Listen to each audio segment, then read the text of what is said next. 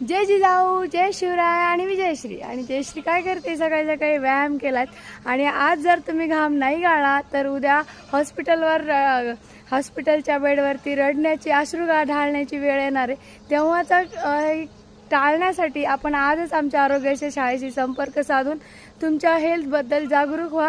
जर तुम्हाला वजन कमी करायचं आहे, वाढवायचं आहे, स्किन प्रॉब्लेम आहे, हेल्थ इश्यूज आहे, कशासाठी छोट्यापासून मोठ्यापर्यंत आणि कोणताही गाव, तालुका, जिल्हा, राज्य आणि देश असू द्या, आपण सगळ्यांना मदत करतो एक छोट्याशा प्लॅटफॉर्मवरनं, झूमवरनं.